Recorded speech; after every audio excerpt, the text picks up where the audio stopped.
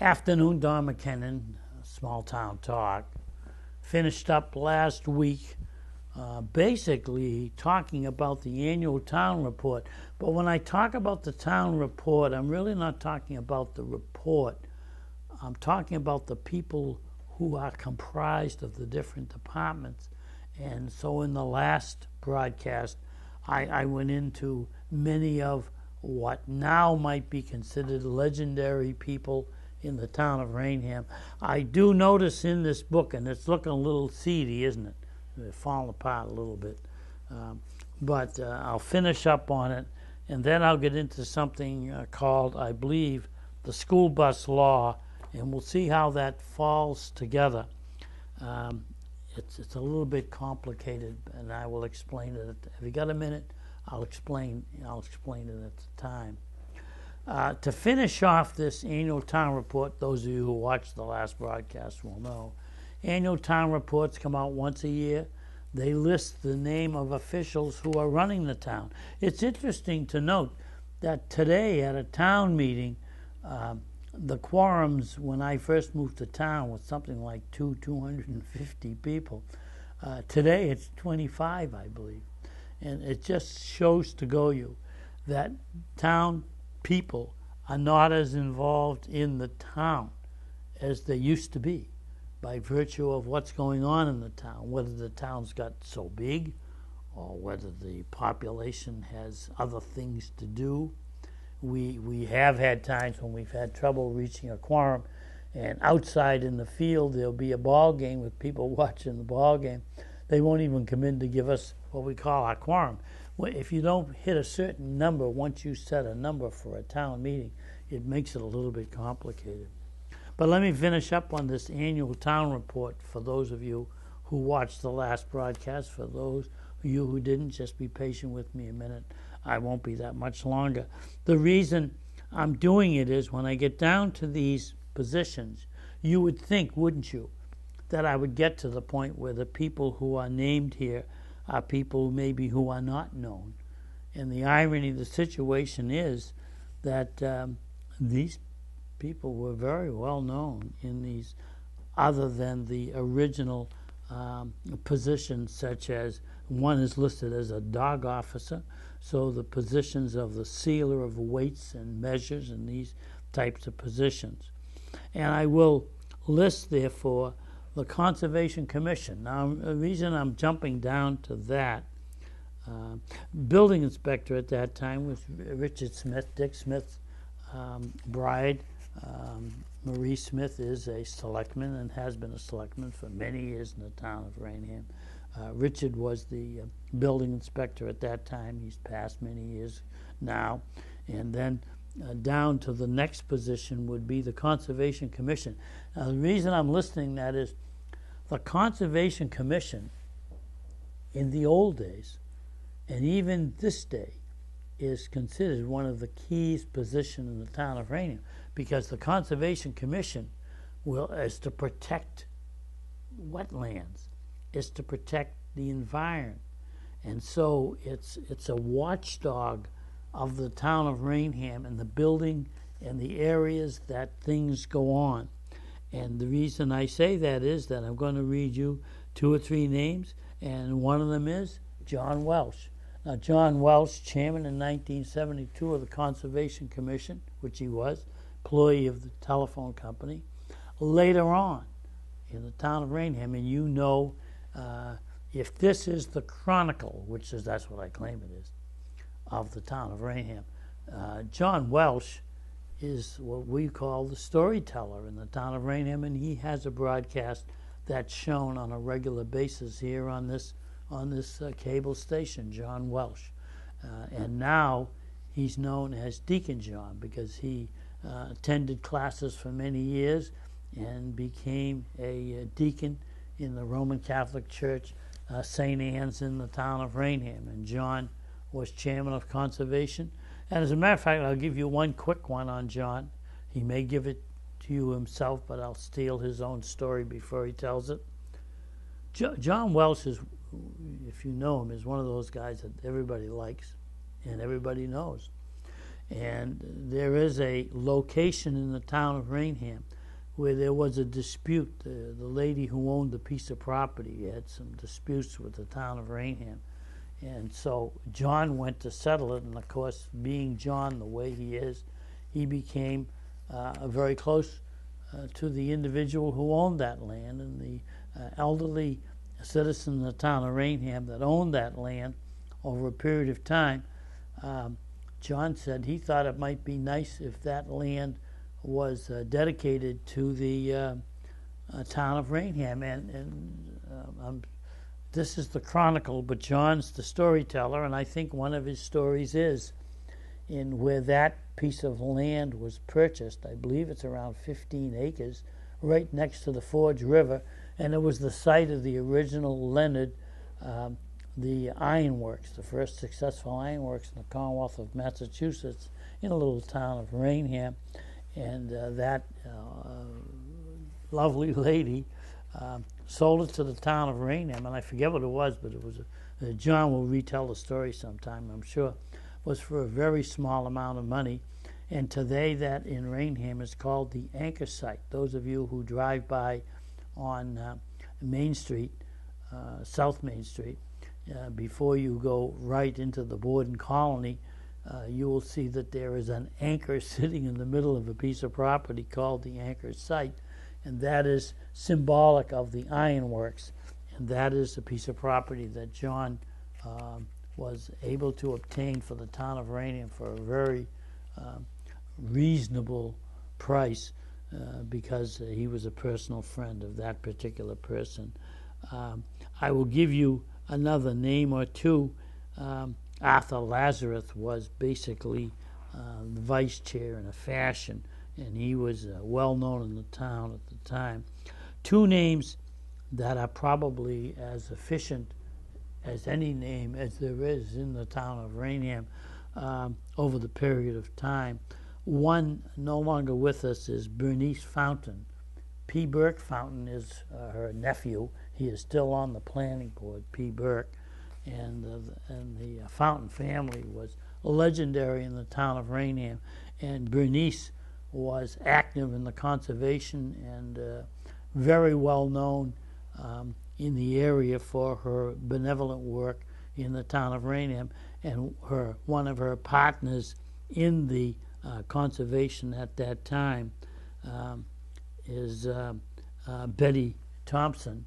Betty Thompson still somewhat active in the town of Raynham as a consultant to just about anyone who really wants to know what they're going to do and how they're going to do it, because Betty is knowledgeable in so many different subjects in the town of Raynham.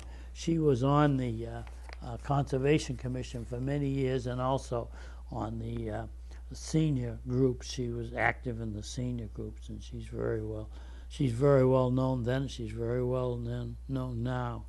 Marie Smith was listed as chairman of the Soldiers Memorial Trustee. So Marie, who is now still a selectman in the town of Raynham, has been active for many years in Veterans Affairs. Marie's husband and I, Richard Smith, who was previously, we listed it as a building inspector, both went to a place called, which nobody cares, but Marie Smith, Richard Smith and I, Indian Town Gap in the United States Army. And it was considered as the Marine type of inspections and all in the Army, and it was considered that, and so that's where somewhat the connection. School Building Committee, Richard Hill was legendary over the period, along with Olga Makowski. William Powers was active in the Bristol Plymouth. For many years, Bill Powers was active in the town of Raynham in the Bristol Plymouth Vocational School, of which those of you who live in the town of Raynham are familiar with Bristol Plymouth. It is one of the noted educational institutions, a wonderful school, and it is a vocational school, and it's located in the city of Taunton, and Raynham has its members who have been active in it for many, many years. I think I've pretty well gone the route of the town report which means I'm going to now get into something which is a little bit tricky to talk about. But I think one of the things I'd like to have this DVD, is that what we call them, DVDs? Whatever we call them. One of the things would be that I would like the records of them to be available for the Historical Commission, Raynham Historical Society, the two organizations which are historical in the town of Raynham. And these are things which are influential, not only in the town of Raynham, but in the Commonwealth of Mass. The interesting thing about a small little town of Raynham is that not only has it written laws for themselves, which that's what your town meeting is all about. You have your laws written at the town meeting, and people vote on them either up or down, depending on which way they think it should go. And one of the things that causes laws is a situation or a problem. So if you have a problem, then you're going to see if you can solve it. And the reason that this law was written, it's called the School Bus Law. I think we might have talked about it before, but now we're going to get a little bit deeper into it. And it is rather complicated, and I apologize for the complexity of it. Not that it's difficult to understand. It's just that when you're going to do something like write a law in the Commonwealth of Massachusetts, it is a little bit cumbersome. So bear with me now. You be patient. There was a young boy get out of a school bus, ran towards his house, and a police vehicle struck the young boy, and it was going by the school bus in an emergency, that it was answering an emergency call, and the young man was hospitalized, made a full recovery, and but nonetheless there was a concern about emergency vehicles going past school buses. Now we all know the primary of school bus is that when a school bus shows its blinking lights, you stop. Isn't that so? So it's not a complicated thing in the big picture. And it's only been doing that probably since the beginning of buses. Lights will blink, you will stop. But the other side of the coin is, and this is why this became a law, the other side of the coin is there are things that are going on that are of emergency nature that don't answer to that same rule as Joe Citizen in their automobile. So when the blinking lights are in the, I do that, like the school buses, when the blinking lights come on, the emergency vehicles have a feeling that they must answer the call. And they must answer the call over and above school bus law. So there you have it, and that's where it was. At that time, Governor Michael Dukakis Mike Dukakis was the governor at that time. E. Joseph LaLiberty was the superintendent of schools. And it's not a criticism. See, this is the thing about when you understand about laws. It doesn't mean that because a law was passed, it's a criticism of the emergency vehicle. As a matter of fact, the way the story came down, and this is the way it is with often these things that happen in the blink of an eye in a very close period of time, each side believes that they were correct in the way it went. Now, where did it end up? It ended up that with a representative named Peter Y. Flynn in Bridgewater is our representative, and at that time, and we generally speaking have had our representative from Bridgewater because of the difference in the size of the community. Town of Raynham now is estimated at 15,000. Basically, many of its years was in around 10. And Bridgewater would be 2 times the size of the town of Raynham, which would mean that if Raynham was 10, Bridgewater was 20.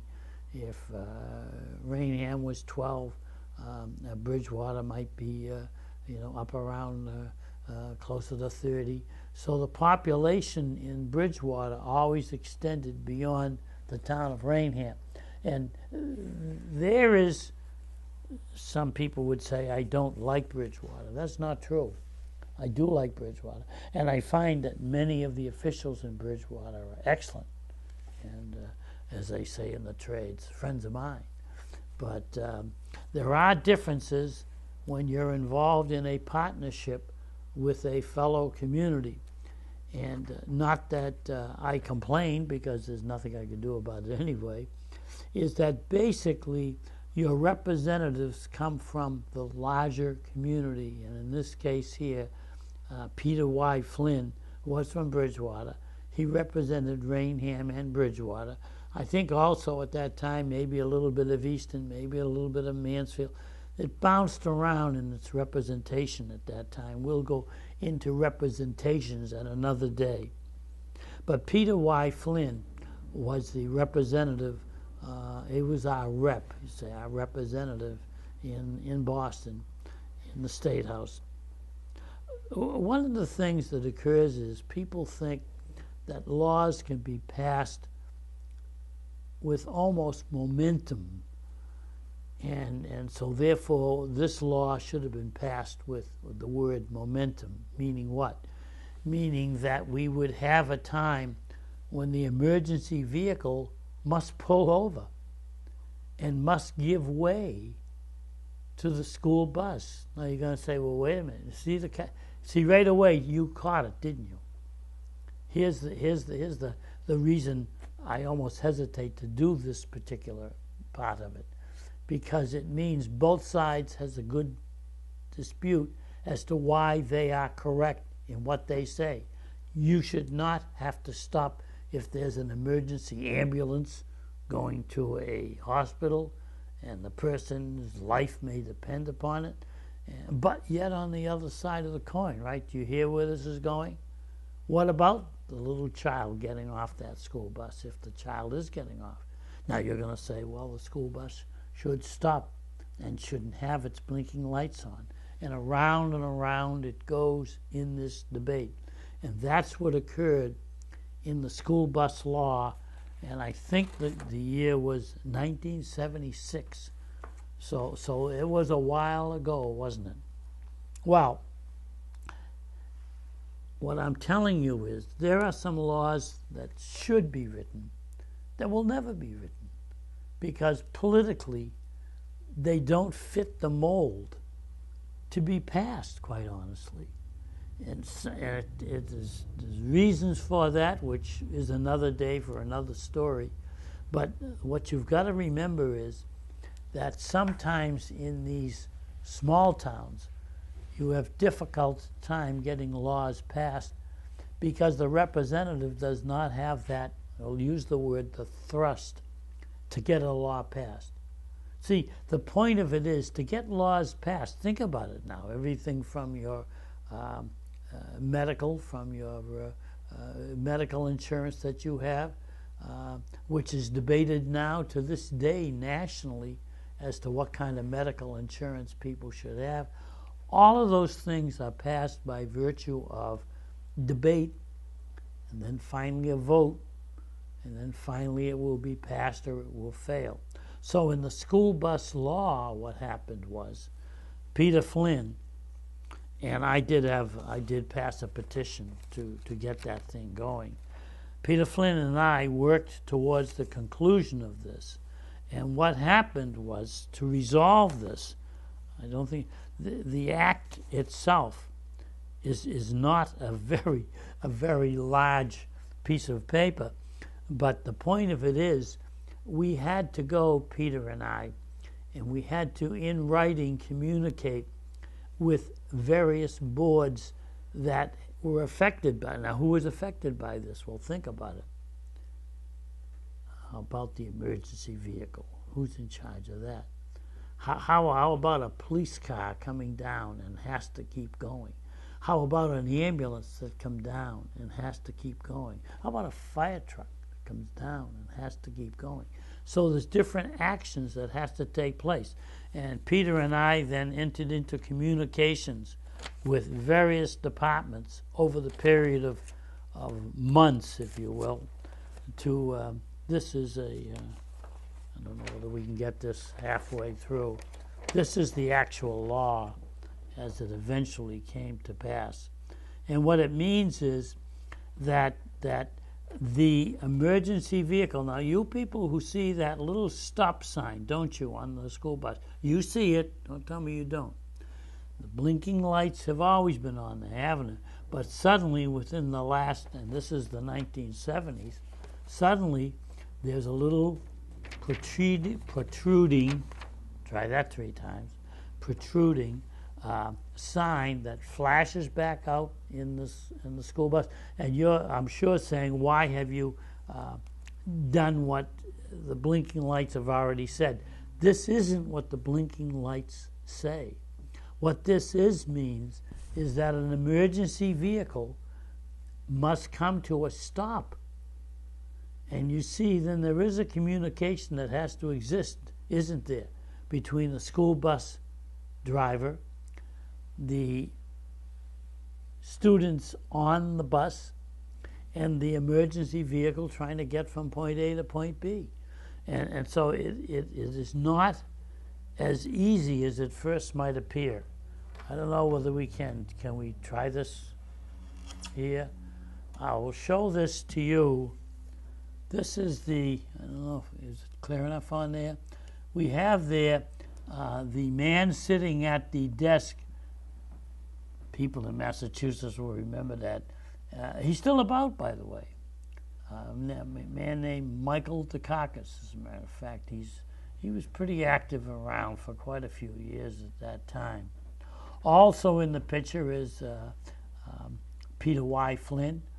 And I've always believed that Peter is the main person to get this law passed, because what you find out, as much as you think the law is efficient and it should be done, you find out if your representatives, be it a representative or a state senator, cannot push this thing through, it's not going to happen.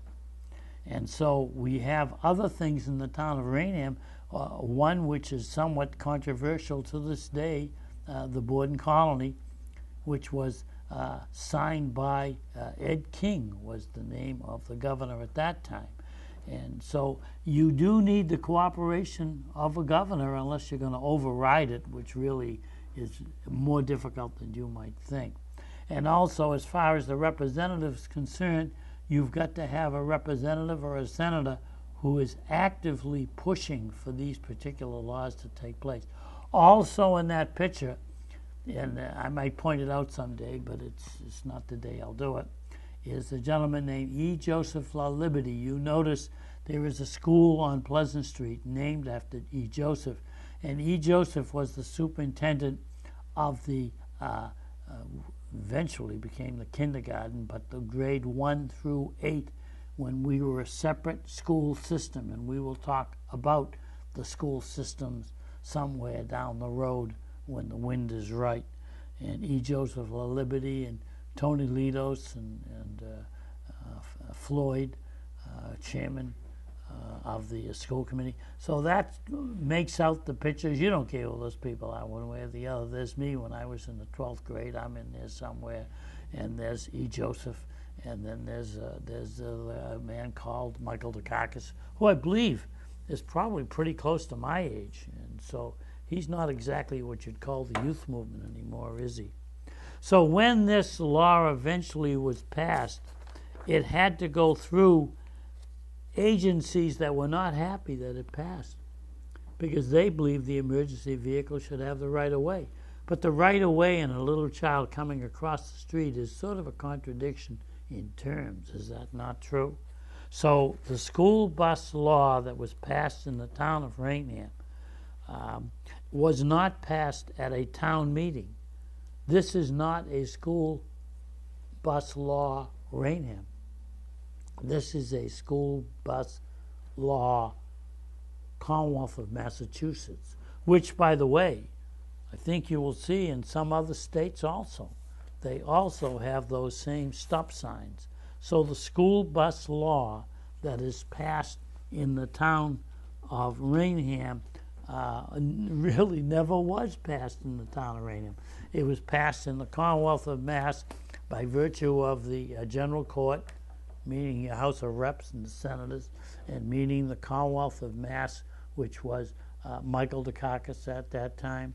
And we will go into, in the future broadcasts, a couple of other laws that were passed in the Commonwealth of Mass that has an effect on the little town of Raynham.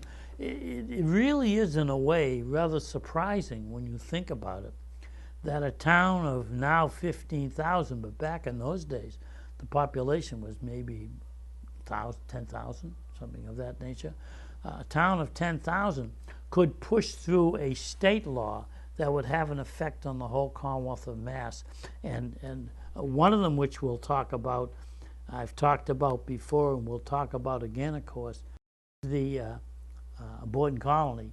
And that law was passed and I've so previously dedicated to the fact that the Borden Colony originally was started by Deacon John Welsh and Senator John Parker originally back in the 60s to 70s, but then it just died at that point because the legislature wasn't of a mood to hear it, and the trustees of the Taunton State Hospital weren't of a mood to endorse it. But later on, the little town of Raynham had a law passed that conveyed over 200 to 300 acres of land called the Borden Colony and signed for, by the way, and maybe I should say something nice about him now where there's only a couple of minutes left to go. The governor's name was Ed King. Ed King was somewhat controversial. He was colorful. He was a fellow who kept pretty much to himself and was a little bit of an individualist, Ed King. But he was, to us, he was a good and a bad governor. And at one time, he endorsed a hazardous waste site, which we've talked about before in this broadcast, right? That was Ed King. But within a matter of months, that same Ed King endorsed that the town of Raynham could be granted the Borden Colony. So it just shows what a fine man Ed King was in balance, is the fact that a guy that could dispute and argue with you and get to a point where he wants to defeat you in something and then loses to you. And there are some people who would get more angry than others when that happened. But within a matter of months, that same Governor Ed King endorsed the Borden Colony, came down, took a little helicopter ride, looked at the land, a little discussion going on about it, and that same Ed King, with a matter of months, endorsed the little town of Raynham to receive the Borden Colony, which to this day is considered one of the prime pieces of land in basically the center portion of the town of Raynham, with multiple fields and Council on Aging and Lions Club and organizations for the senior citizens, and it's just a prime piece of land by that same Ed King. So Ed King then becomes, in my world, one of the best governors we ever had, because he signed that piece of paper that gave that land over to the town of Raynham. And